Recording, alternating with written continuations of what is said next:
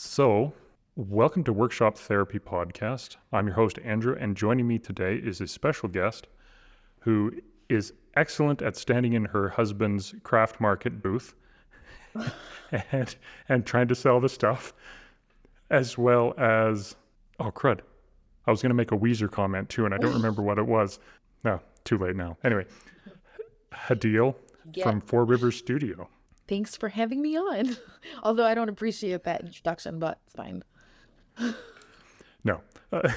So, how did that go down anyway? Like, I remember, what was that? Is a month ago now that you had the lady come to the booth and comment about how your husband did beautiful work and Oh, the reel was it was funny because it wasn't even based off of one interaction. It was like at every market. It was just always the assumption, like, oh wow, look at you, you're selling your husband's work. Your husband's work is beautiful, by the way. And I'm just like, even if he's not there, like, I'm like, oh yeah, he went on lunch or whatever. Well, tell him his work is beautiful. When he comes back, let him know his work is beautiful. I'm like, I will, Shirley. Like, so so it you wasn't like, what was that? you don't ever just say, actually, I do this. I mean, I do, but sometimes like it depends on the setting. Like one of the markets that we did was like a very, I don't know if you're familiar with like Midwest culture and the Chicago, just the Midwest culture is very like a lot of people come to these like local markets looking for tchotchkes and like little things that they could collect and things like that. They're not looking for, you know, like artwork or, wood pieces that are you wouldn't find at a thrift store or something. Um, so it's very like, oh, this is sweet, but it's really expensive. But I mean, it was just like, so it was a much older crowd too. And at some point, I had started correcting people. And at some point, I'm just like, it's fine. I'm never doing one of these again anyway. Like at that point, I had already decided markets weren't worth it because, we sell well online. So it's not worth it to put this money into applying and then, all this stuff to set up. And at that point, I was just like laughing. I'm like, yeah, he does beautiful work. Yeah, my experience with markets is there's too many old guys who've retired to make Oh, them yeah. worth doing, especially with woodworking stuff, because you go walk around and there's 15 old guys there selling their cutting boards for dirt cheap because they just want their money back, sort of thing. It's just not worth doing. Yeah, or those same old men who have retired will come to your booth, and I actually usually like those interactions where they're telling you like, "Oh, I did this for 40 years and this is what I did." And like I'm usually fascinated by those interactions because like this is something that I really wish I kind of got into sooner. But then there's some that it will, well, what have you been using? Do you use the drum sander or do you use this? And I'm like, yeah, I'm using the drum sander. It's end grain. Well, if you hand plane it, you'd get better, things just like ideas and recommendations. And I'm just like, okay, thanks. If you do it my way, that's the right way of doing it. Pretty much. Pretty much. Yeah, trying to educate you. Right. So I don't know if I've ever seen, where did you come up with your studio name? Like the Four Rivers Studio. Oh, so I know we kind of talked a little bit about how my husband, Firas, is a historian. Kind of like he did his master's in like very specialized history stuff, and now he's doing his PhD in like history based in theology, something like that. But so for his master's, he was studying the Ottoman Empire mostly, and I think, and I always get the story kind of wrong, and I'm wondering if he'll like barge in here and correct me. But so we were talking about like what we should name this little business of ours, and actually backtrack a little bit. I had an Instagram account that I had planned on sharing a lot of house projects that I was working on that were very low budget because we were newlyweds who wanted nice things, couldn't afford it. So we would thrift things and flip it, or instead of coming up with wallpaper, we would do like stencils on the wall, just things to like very low budget friendly, like projects. And I wanted to share all that. And so I had this Instagram account and I started posting to it, had a blog, posted one blog post and then kind of gave up because I was just told myself like, you don't have time for this. You just had a newborn, blah, blah, blah. Um, and then, so I never did anything with it. So when Firas was like, some of my friends want to start buying cutting boards, Why don't we just use that account to share the cutting boards that we're making? And I was like, no, if we're going to do this, I want to really do it. Like, and I want to do it well, and I want to do it right and things like that. So I'm like, let's rename, rebrand, whatever it is. I'm not going to tell you the name of the first account because it's super cringy when I look back at it. But the Four Rivers Studio came about because we were talking about it. We didn't want anything too literal, like woodworks by this and that. Like we kind of tried to go down that route, but we're like, let's keep it kind of open and just because we're not sure exactly where this is going to go. Um, so he was telling me a story about an Ottoman Empire or the founder of the Ottoman Empire who had a dream that a giant tree trunk came from his chest, and from the tree trunk, like four rivers flowed that eventually became the Ottoman Empire. And that was kind of the dream that he had before establishing the Ottoman Empire, founding, whatever it was. And I thought that was such a cool concept because like we had it started with such a small like idea, and I love the concept of it possibly expanding to something a lot bigger. Obviously not as big as the Ottoman Empire, but just the idea that it could grow into something, and we don't really know the limits of it and things like that. So at first we were Four Rivers Den because I wanted something home related. I thought we would get into like interiors and things like that or DIY, and I quickly realized I hated it. So we just kept it studio just because we realized we were just making like small pieces. And so and I thought it sounded better than Den. Den sounds really homey and things like that. Yeah, that's the long explanation of how that name came about. Well, makes sense. There is a lot of those, and not to poke fun at anybody, but there's a lot of those names where it incorporates, woodworks or metalworks or whatever. So yeah, I think Four River Studios is it's very clearly not, you know, Hadeel's blog, but can be at the same time. Right. And if you want to take up art, or if you want to take up photography or dance, doesn't matter because it's all kind of under that same umbrella. Right.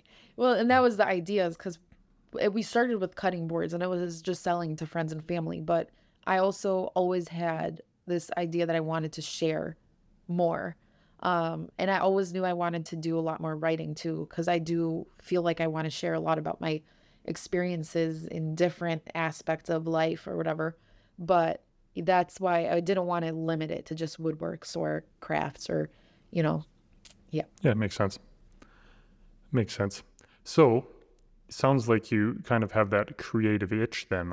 Have you always wanted to be creative in that way, or is that something you've developed with time? This is a weird question for me because I always feel like I've always been good at problem solving. I've always been good at coming up with creative solutions. But being like growing up in an Arab household, being creative, like that's not something that you do as a career. That's just like a hobby that you have. You know what I mean? Like you need to get a job. Like the end goal in life is to get a job that pays you a stable income. That's something like you have to be a doctor, engineer, pharmacist, something like that, or else, you're a failure. Like my brother, for example, even Firas, like Firas actually started in engineering, and when he wanted to do history, it was kind of a big deal. My brother studied, like originally he was studying like pre-dentistry because that was just what was expected of him, especially as the only boy in the family. And then when he decided to study film, it was also a very big deal, even though now he works in corporate America. But my brother is like seriously one of the most creative minds that I have ever known. Like, and he did rap for a while, which was also very interesting. But again, he's, I'm not like, I love underground hip hop, and like, he's one of the most lyrically creative people that I've ever met. And again, also Firas is one of the most intelligent humans I've ever met. So to think that they have to be in these fields just in order for them to be viewed as successful is kind of crazy to me now that I'm in my 30s, and I'm like, not everybody's built for that. Not everybody needs to go down that path. And if anything, there's such an important, it is so important to go into the humanities for so many reasons. But like I've always felt like I've been wanting to be creative, but I've never pursued it, or it was never like poured into me, like, or I was never pushed to be creative. And also like my older sister, for example, is like an incredible artist, but she went into architecture because they're like, oh, well, you know how to draw. So architecture. And she's an architect now, but yeah, so I've always wanted to be creative. I just didn't realize that I could do that. So this has kind of been like I still have my career that gives me the benefits and all that. But yeah. So what I'm hearing is in 3 or 4 years when you're, you know, the million follower level and you're completely creative on your own, you're going to say, well, screw this nursing thing. I'm going to go be an artist. You know, as much as I would love that, I first of all don't foresee it happening that way just because my life right now is crazy with little kids. And it's okay with me. I'm okay with kind of taking that stuff slow because I feel like my kids are not going to be little for a long time, and I'm trying to just really like I don't do that kind of work while they're awake because I'm like it's not fair to them to just like I could do that while they're asleep. I'm just trying to enjoy them now. So like yeah, I would love to have a lot of success from this, but at the same time I'm not like looking for that right now. Like I don't care if it doesn't happen. Um just because that can always have its time. My kids are not going to be little for very long. So I'm okay taking this whole thing slow. And I don't anticipate leaving the benefits job anytime soon because of the benefits. So yeah, that's I don't think that'll change for a long time. Do you mind me asking how old your kids are? My kids are 6 and 3. So they're actually starting school soon, and it's going to be the first time that I'm not going to have kids at home, which I'm like really sad about because it means that was my last summer with my younger son. Like it came a lot sooner than I anticipated, but I'm also kind of selfishly like excited to have a couple hours in the day where I could just make things and not feel like bad about it. Yeah. Yeah, it's before we started to homeschool our son again, my wife was kind of looking forward to because our two younger ones would be the same age as your kids. Okay. And she was looking forward to having some, oh, I get this time back. And then with our son, it's just like we kind of have to, we have to do this. Otherwise, he's going to end up being a McDonald's employee, right? And no offense to anybody who's a McDonald's Right. employee, but it shouldn't be your only option. Right. And and anyway, so then we start homeschooling him, and then my wife, I mean, she's a teacher, and so she starts looking at the other two, and our older daughter, she's like, I see kind of the same learning patterns going on here. I don't think she's on the spectrum, but at the same time, if we put her into the public system and it all goes down the way it did with our son, she might get screwed over too. So yeah, it went from we're going to have some time during the day to you're a full-time teacher and a Right. full-time mom. Right. I Yeah. I applaud people who homeschool because and Firas is of the idea that at some point we will homeschool because we don't like I feel like I don't know how long we would be able to afford Montessori school, which is where our sons are at now. And I don't know how long that's going to be realistic for us budget wise. So he's like, at some point, we're just going to homeschool. And I'm like, okay, but as long Our, as you're doing the teaching, because unlike Firas, I was not like a 4.0 GPA type person. I just did what I had to get by. And I could have if I wanted to study. I just thought school was boring and I was not interested. we'll go into our conversation about creativity and stuff. I don't want to sound like a conspiracy theorist or anything like that, but the public school system is unfortunately designed to teach your kids to sit in a desk, do what they're told, and then go home and watch TV Right, and buy the crap that's being advertised to you and then go back to work the next day and repeat the cycle. It's right, creativity is not a goal that's being taught in the public education system. right. And that's I feel like that's something that I don't want for my kids.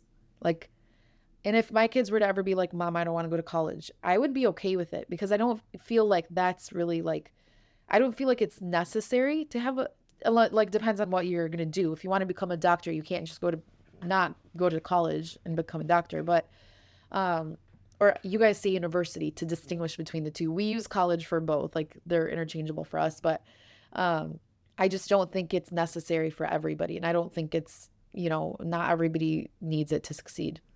Well, exactly. It's like the whole, your family's expectation that you all become doctors or lawyers or architects. There is value in every career. And as much as I Right. don't want my son to be a McDonald's employee, that job does have value. Right. However, I don't think any job should be the job that you are destined to, and you Right. have to do that job till the day you die because it limits your growth potential, I guess. Right.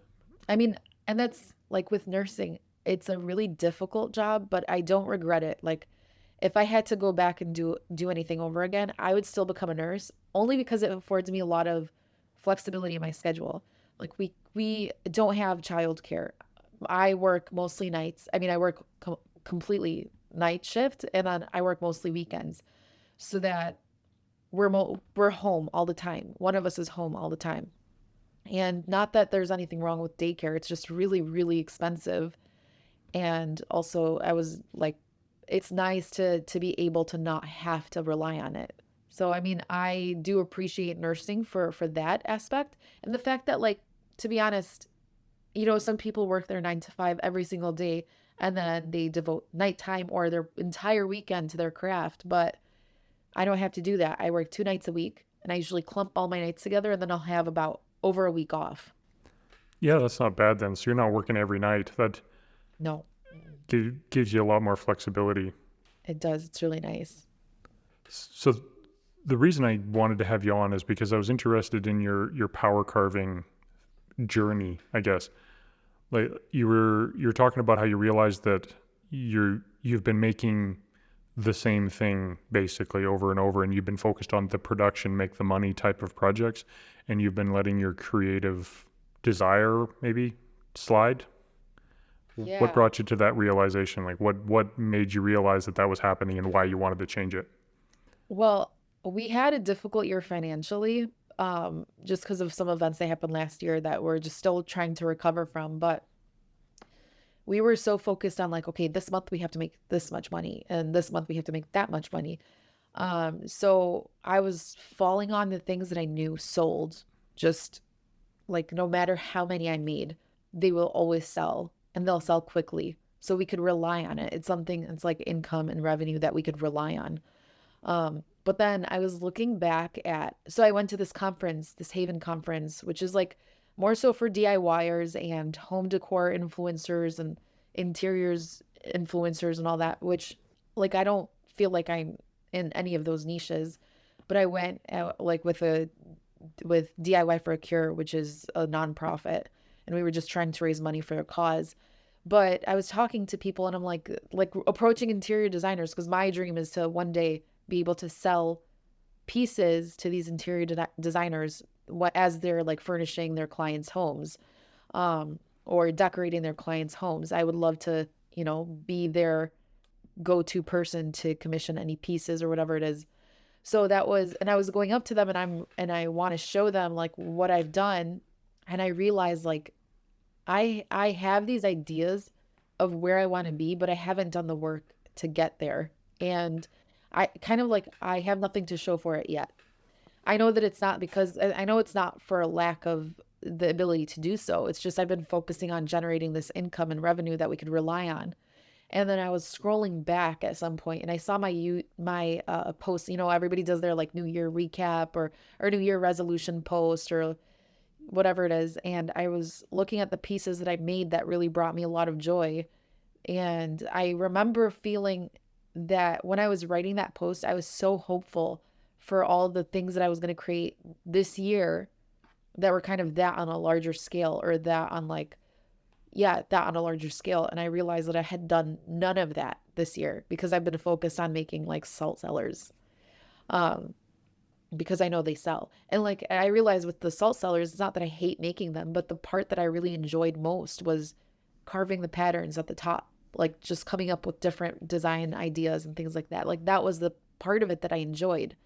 And I realized like I had not been doing that at all. And the reason I got into power carving in the first place is because it opened up this like creative side of me that I knew was probably there all along, but that I never really like paid attention to. And I'm like, but I have been ignoring that all year. So that's kind of where I'm at now. Now I'm just like, I know this is going to seem financially irresponsible, and it probably is, but I'm going to focus on what I want to do for the rest of the year. I think it depends on what your goal is, right? As far as whether it's financially responsible or not, because the reality of salt cellars, if you don't mind me asking, what do you sell them for? So the double tiered ones are 135 and the single ones are 95, which are prices that I would never ever spend myself on a salt cellar. I don't even use salt cellars. I didn't even make them as salt cellars. I made them as like little ring boxes, but yeah, I mean, they still sell. So you, I mean, you're making probably a decent profit margin on them, but they're still only $150 a piece, Right. right? But for me, whenever I get stuck into a production run type of thing, like every once in a while, I'll have this real estate agent that'll order 50 cutting boards at a time and have them custom lasered for client gifts, right? And I always look at the price and go, oh yeah, yay, I can do that. That's good money, good profit margin, blah, blah, blah. And then when I'm in the middle of the production run, I think to myself, I hate this. Why am Right. I doing this? This is, I mean, it's gluing boards together, running through the planer, sand them, cut the boards in half, run the router around them, done. Right. You know, and but there's no creativity in it. And so as far as work goes though, what you produce is what you sell. And so if you want to produce the, you know, $50,000 piece of furniture, you have to build one first. Right.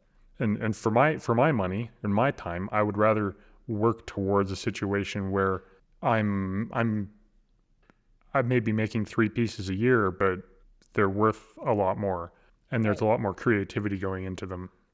Right. And that's kind of the conclusion that we came to. Fidas and I both came to. He was like, well, why don't you just focus on an art piece? We'll price it at a point that makes sense for how much work you've done or whatever. And we'll see how it goes. Like, even if it doesn't sell right away, it might sell eventually. Like, it's not a big deal if it doesn't sell. But I also noticed like the last few days that I've been working on it, like there's a huge difference in how I feel about everything. Like I'm so excited to get this done. It's not like, ugh, I have to go to the garage and finish sanding these salt cellars. Like it's a completely different outlook, a different attitude. And it's just like I'm kind of like beating myself up for not doing this sooner. And again, I mean, I'm not to say that like making the salt cellars was dumb, like a dumb idea, because they served their purpose. Like they gave us the income that we needed at the time. But now just like realizing that I could focus on something and it could really, really nourish like a part that I've been neglecting for the better part of a year. And hopefully if it sells, it sells. But I just really enjoyed the process of making it. What do you feel like you enjoy about it? Like the like, is there some specific I just creating the thing makes it interesting, or is it the developing the skill, or what? I think it's all of it, like the developing the skill and also just like the apprehension going into it. You know, like I just posted a reel recently where I showed how I used a towel to kind of like I put down a towel, saw how it draped on the table, and that's what I was using as a reference to like realize to figure out how to carve this piece. But now I'm at a point where I'm not looking at that towel anymore because my brain has finally wrapped it's like has finally kind of grasped the idea of how to carve this thing and make it look like a different thing um without needing a reference. And that's something that I wouldn't have been able to wrap my mind around unless I just started just diving into it. And like I said, there was a lot of apprehension going into it because I'm like, I don't know if I could pull this off with it not looking super cheesy, but now I'm okay with it. Like if it does look super cheesy, at least now I know how to do it for next time. And also I'm just like I just the being able to figure it out, like kind of unlocking something in my brain where I'm like, oh, okay, I've known how to do this all along. I just needed to start. Just the fact that I feel like I'm learning a lot more skills or kind of better understanding what tools work for what thing. Just all of it, just realizing like what certain pieces like mean to me or what it means to my growth as like a person and like a whatever I'm doing. So it's been really fun to just kind of explore that a little bit because again, I don't and it's funny because we recently went to like almost like an art exhibit, and it has like the art piece and then it has like the explanation of where the artist came from, like or what they were thinking as they produced this art piece, whatever it was. And the funny thing is like Firas and I have very different ideas of what art is, and he's like, this is all crap, like this is all made up, like you could create something and make a story behind it or whatever. And I'm like, no, to me I think it's really brilliant, like a magical process to think to create something based on a thought process that you're having, and to allow that piece to like translate what you're thinking about, like to kind of like put it into a tangible thing, to put your thoughts into a tangible thing. I think it's super fascinating. He's like, yeah, but you don't have to do that. Like you could just make things and say, I made it because I thought it was pretty.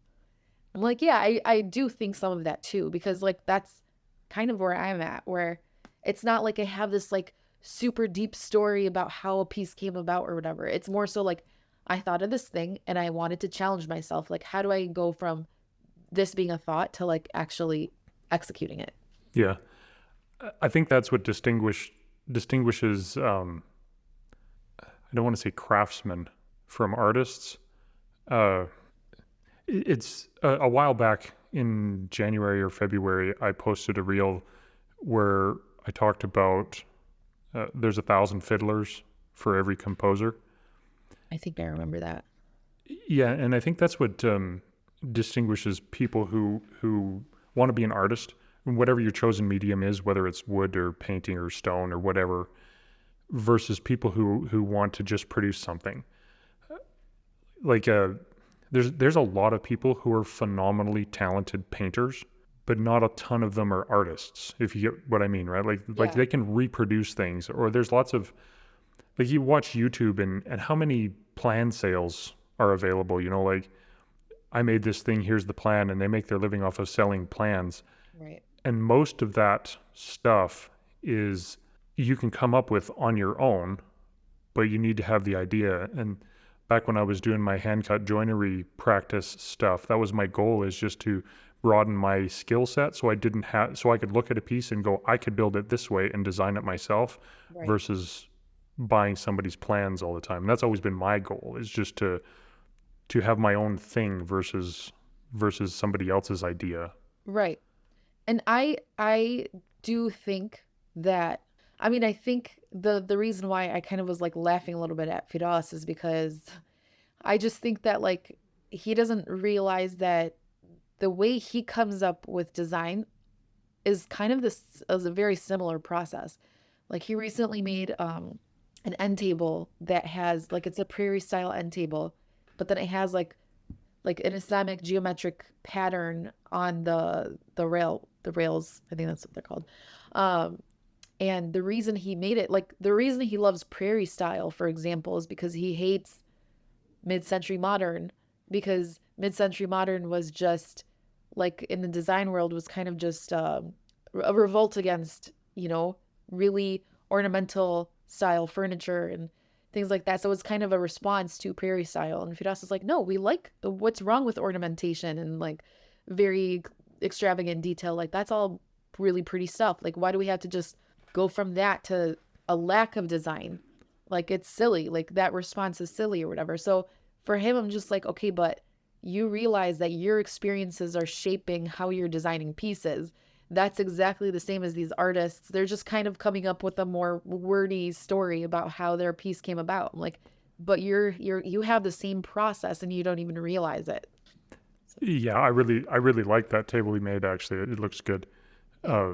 I like how everything blended together, but I kind of stand with him sometimes, though, in the when you look at an art piece and it's like, this is this is a statement against man's inhumanity of man and wastefulness, and it's like, no, it just looks like a pile of garbage, and you figured out a story to go along with that. Right. Like, actually, I'll show you something. I'll be right back. Okay.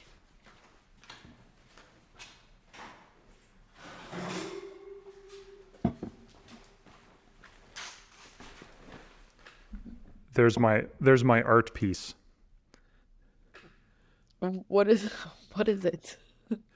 It's a it's a hand turned wooden bowl, What's and growing out of it? it's it's actually geez, my hands are filthy now. Um, they're all black. Is that soot? No, it's what is that stuff anyway? So what it is it's a hand turned wooden bowl. A couple years ago now, I made a concrete hearth for my house. I replaced the fireplace and stuff, right? And I used fiberglass reinforced concrete and black, uh, it's a graphite or well, anyway, the black powder to dye the concrete black. And I used, I had this broken wooden bowl that I used for scooping it out of my wheelbarrow and dumping it into my form. Oh my God. And so that's what that is kind of the remains of that. And it's been sitting in the corner of my shop ever since. And every time I look at it, I think to myself, I should come up with some sort of clever art name for that and put it up somewhere and see if I can sell it. Like the Just demise because, of man or something. exactly, like industrialism taking over the organic nature of wood, something, like that. But Demise of craftsmanship that's actually a good name. That's demise of craftsmanship. Go of the along with organic. all of the YouTube videos on concrete stuff. And then have a thumbnail that looks like this. Oh my gosh, y'all.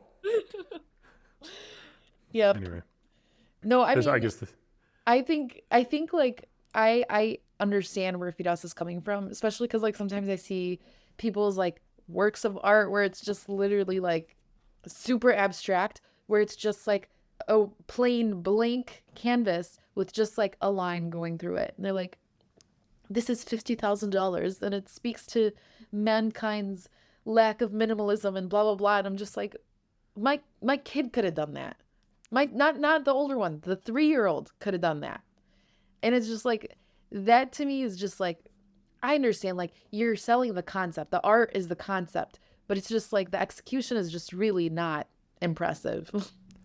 it's like was it last year or 2 years ago now, the guy who 160 grand for duct taping a banana to a wall. Yes. That's my thing is like you could sell anything if you were just if you're good at convincing people that there's a reason behind it, like a deeper understanding, a deeper meaning, and you have to be part of this elite class of artists to understand. Like it makes you also a very deep thinker. Like, yeah. When sometimes, Going, honestly, some of the pieces that I've done, it's literally just like I liked how it looks, and so I wanted to do that. So that's all there is to it. yeah, yeah.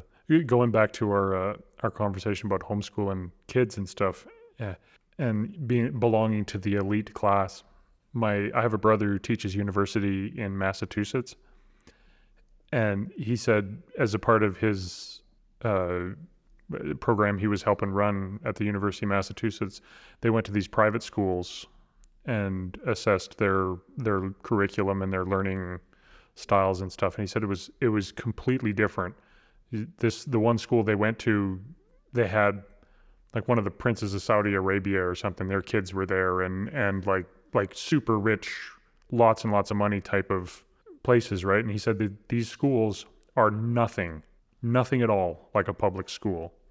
Right. And so it's no mistake that these schools then turn out the next generation of political leader or artist or whatever. And I was listening to a TED talk today, and it was talking about the proportion of these elite people who are taking over the jobs in the media, like newscasters Mhm. and writers and artists and all these things. And the vast majority of them, like more than 50%, are from a privileged background of that sort. And this is particularly troubling in the media because, what connection does the son of the Prince of Saudi Arabia have Exactly. to the common man? And that's where I think social media now for you and I mean, I'm assuming you didn't grow up a multimillionaire. Maybe I did. The Arab Maybe you money, did. my coworker assumed. Yeah, Yeah. those rich Arabs. Rich Arabs. But I mean, you didn't grow up with hundreds of millions of dollars in the bank and whatever you wanted all the time. At least I'm assuming you didn't because you work as a nurse. Uh, Same but conclusion. but that's where social media gives us the opportunity to express our creativity and develop our creativity and have an audience as well, and kind of change that conversation Right. that's out there and that's going on right now. Which is funny because that also, like when I'm pricing things, I don't do the pricing anymore. Firas prices all our stuff because if it were me, I'd be like, you could have this for $25 just so I don't have to like lose any money on shipping. And Firas is like, you have to understand, you might not buy a salt cellar for this much, but you are also not the target audience. You're not the target client. And like he's like, you also have to understand that not everybody's coming from your background. Like to others, $95 might be nothing. And to me, I'm just like, that's this many hours of work. That's how I think about things. Like that's this many hours of work. So he does all the pricing because I realize that we don't all live in the same world. Like all of us are in different realities and different places and backgrounds and stuff. So yeah. And I had a it's cool. conversation. Go I ahead. had a conversation with a friend one time about that, and I was commenting about who'd go to a $1,200 a night hotel room, or like I couldn't just can't fathom that. And my friend grew up rich, Hmm. and he said, you got to look at it this way though. He's my dad. I forget what he said his dad made. His dad makes a couple million, $2-3 million a year, something like that. Is his salary, No big deal. right? Yeah, and so he said the equivalent for you, if we were to just like scale our incomes, is my dad is paying $1.50 for a It's crazy. $1,000 a night hotel room. Right. I was like, yeah, I guess that makes sense, Yeah. you know. So yeah, your salt cellar for some people, $130. Well, yeah, whatever. That's from a craftsman Right. or a craftswoman. Sorry, Crafts women, sir. crafts. I just assume that your husband makes all your work, and then you do this. You're the social media model there. That The funny thing is that reel that I posted, like, it was a complete joke. Like, I thought the audio was funny and, like, yeah, it happens or whatever, but I'm not like offended. Yeah, it's annoying. Like, I feel like one guy even, we were at a like an art show, and one guy even came back after he realized like he had purchased a product, left, and I guess his wife had told him, no, she makes these products. And then he came back maybe like an hour and a half later to apologize to me. And I'm like, it's not that serious. Like, I'm not like actually offended. It's okay. Like, yeah, I'll correct you, but it's not, I don't like, it's nobody's being malicious about it. Like, it's not that big a deal. And like, people were sharing the reel like crazy. Like, it's one of my most viewed reels, unfortunately. But people were sharing it like crazy, being like so angry on my behalf. And I'm just like, everybody just chill. It's not the end of the world. Like, you guys are more upset about this than I am. It just happens. It's fine. Like, it's okay to just gently correct somebody and move on. yeah, not to get political, but that is one of the problems with today's society is the people Oh, who are yeah. offended on your behalf. Like, yeah. Yeah, Anyway, I know. I'm just like, it's fine. It's okay. speaking of Mistakes. most viewed rules or reels, though, I noticed that you posted today. Was it today or yesterday? That you posted your favorite TikTok reel on the Instagram finally here. And if you notice, I didn't acknowledge anything because I really didn't want to post it. And Firas was like, but we need to sell it. So just post it. And I'm like, okay, but I'm not going to acknowledge it just because I really want to sell it and get it out of my house. But yeah. Um, and the one person that made the joke is like another nurse. So, I mean, at least like, and I was thinking like I took out the beginning so that it's not so catchy and dramatic and stuff, so that it doesn't like catch on to like a large audience. Like, I just need the right person to find it so that they can buy the board. So you're hamstringing the potential sales customers because you're afraid of the potential blowback, as it were.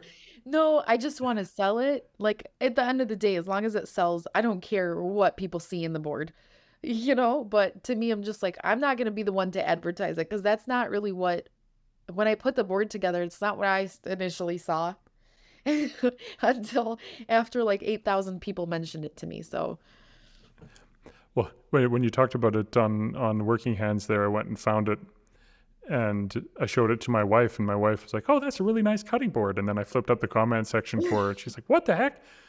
And then she goes back, Oh. "Oh, yeah." And the funny thing is that, like, okay, I try not to, I don't even want my coworkers knowing I'm on Instagram. And unfortunately, they recently found out because I guess one of my TikToks showed up on their FYPs or whatever. And they were all watching my whole channel in the break room, and I had to leave. It was so cringy. But, like, I don't want to hear my voice. Like, that personality doesn't exist when I'm at the hospital. But anyway, so and when it was blowing up is when I was at work. I was at a shift on a shift, and somebody's like, "Did you see this reel has like this many thousand views?" And I was like, "What?" And I was busy that night. Like, I was just making sure my patient wasn't gonna code. And she came up to me and she's like, "Did you see how many views and this and that?" I'm like, "Oh, great. That's nice." She's like, "Did you see?" She's like, "Did you do this on purpose?" I'm like, "No, I didn't do it on purpose." Like, yeah. Yeah. You know something's starting to go crazy when people are starting to show you your stuff. Yep. Yeah, it's did you ever watch The Office by any chance? The I American. may or may not have watched The Office multiple times, yes. Okay. So somebody asked me, if you were one personality at work, who would it be? When I'm at work, I'm Stanley. Like, I don't want to engage in your conversations about like things that don't matter to me. I don't care that you're in $3,000 worth of debt because you couldn't stop buying makeup. Like, just how's it going? Do you need help? Okay, you want an IV? You want me to put an IV for your patient? Okay. The small talk and stuff, like, I clock in, do my work, and clock out. I don't want to be like friends and stuff outside of work. Like, and I told them before, they're like, "Why don't you ever hang out with us?" I'm like, "For the most part, I clock out of here and none of you exist anymore." Like, I am Stanley when I'm at work. So having people show me my page and realizing that I have a personality that's not Stanley It's makes just me like, shocking. it was shocking to them. And they're like, "Oh my God, you're so creative. You're so funny and this and that." And I'm just like dying on the inside. Like, I was like, "What's your username so I can block you?" And all of them like are not telling me what their usernames are or whatever, and it's hard to find. So, yeah. Well, that's the problem with having a public profile, though, you know. Right. And they're like, "What's your username? Oh, are you on Instagram too? What's your name?" I'm like, "Don't worry about it. I'm not on Instagram." And they just search my name, and that's like the first thing that comes up. They're like, "Is that you? Oh my God, you look so different outside of work." I'm like, "That's what I I'm look not like. wearing My soul scrubs. is not dead." Right. Fun, fun. Is it? Fabulous coveralls, by the way. Thanks. I I just realized, like, if I want to be taken seriously at some point, maybe I should stop wearing a suit that looks like the Michelin Man. Yeah, there's two things that I refuse to wear, as unless I absolutely have to: coveralls and a suit. The two ends of the extreme. I spent 2 years and change wearing a suit every day, and I spent a year and a half wearing coveralls every day, and I'm just nope, neither one Well, of them. for coveralls is so, like, when I wear hijab, I also have to cover like my arms, and like my pants have to be full length. So it's really hard to find something, especially like if I just decide to record on a whim. Like, I don't need to be wearing my hijab at home, but if I'm outside in the garage and I'm like, "Oh, maybe I want to record or whatever." So I always wear it anyway. So now I'm just used to wearing my hijab when I'm doing any work. And if I don't, I feel like it's weird to have sawdust on my neck and stuff. But like, the coveralls come in handy because of the fact that like everything is covered all at once, and I don't have to keep doing laundry on clothes because it's all covered in sawdust. So it's really nice. It's been really a lot easier. There are some definite benefits to coveralls for sure. Especially power carving is really messy. It's not like hand tools where you have like nice shavings. No, it's just sawdust everywhere all the time. Yeah, and it's not big chunks of sawdust either. It's like the little dusty, fine Right. powder garbage. Exactly. Well, it's been a fun conversation. I appreciate you getting on with me here and Yeah. sharing your opinions on creativity. If there's Thanks. something that you could sum up our conversation with as a I'm going to share this and hopefully inspire somebody about creativity, what would you say it would be? Um, I would say just try everything.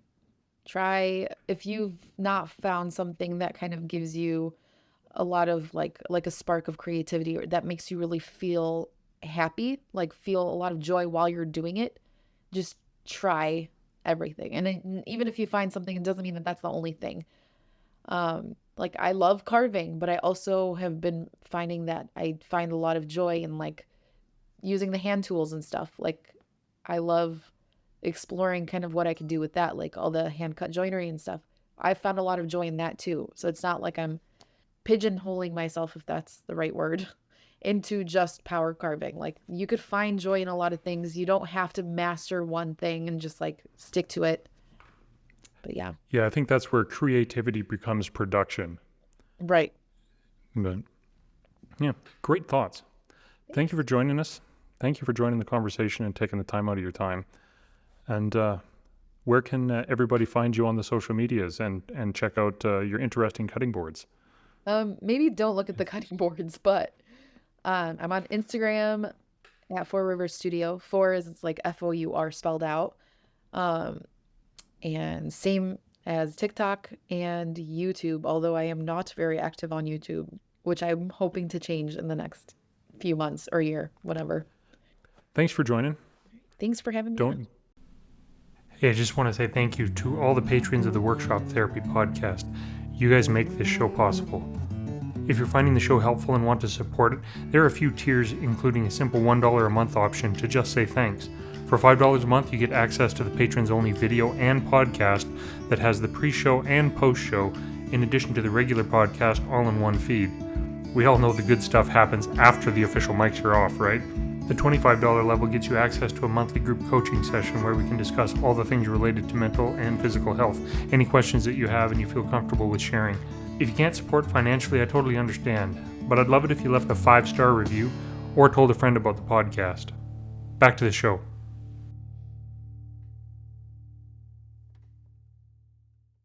I just want to say thank you to the founding members of the Workshop Therapy Patreon family. Eric of Overall Makerworks, Keith Drennan of Blackthorn Concepts, Brad of Brad's Customs, Matthew Serio from Arciano Serio, and the Grant Alexander. If you want to join on Patreon to support the show or just say thank you, I'd appreciate it.